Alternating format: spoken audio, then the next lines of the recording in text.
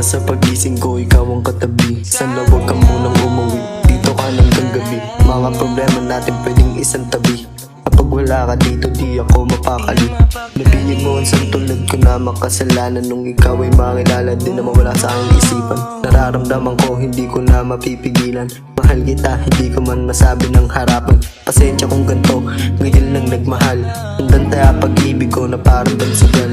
Huwag kang mag-alala, ang katawan may isandal. Bakit ang bilis ng oras, pwede ba na tumagal?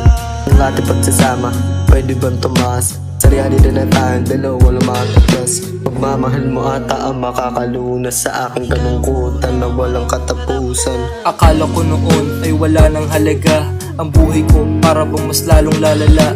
Pero nung dumating ka ay biglang kumawala. Ang dilim sa buhay ko ay kusang nawala.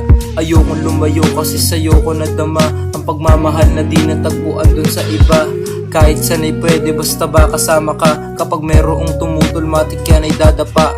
Boses ng kalsada tas ikaw asawa. Kahit umabot ng dekada dito magsasawa. Pag-ibig nating dalawa ginagawang ko ng tugma. Ikaw inspirasyon sa bawat kantang nagawa. Panoorin mong manalo di ka bibiguin. Ano man ang problema ay handang harapin. Hindi makikinig kahit patangkain na guluhin. Pag hindi mo na kaya ay handa kang saluhin.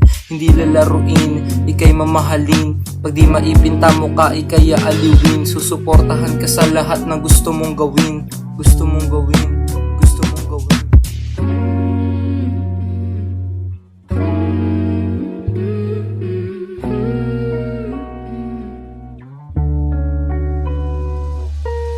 Gusto ko lang naisipin mo na andito ako, lagi sa tabi mo. Di na dapat nasabihin ang ating mga lihim. Kung tayo magpapakulo ay papaalam ko na lang sa mundo. At bibilang ka ng mamahalin na pang suot. Bahala ka pumili akong may sagot. Kung pati mga sugat mo ako paggagamot. Lagi kitang iniisip, lagi nang humihirit na ikaw ay makasama. Panahon na ng pag-ibig, kung pati mga hilig mo ako na ang tutupad. Palapit ang palapit sa akin hanggang sa magtabi. Bakit hindi ko masabi ang lihim kong initabi?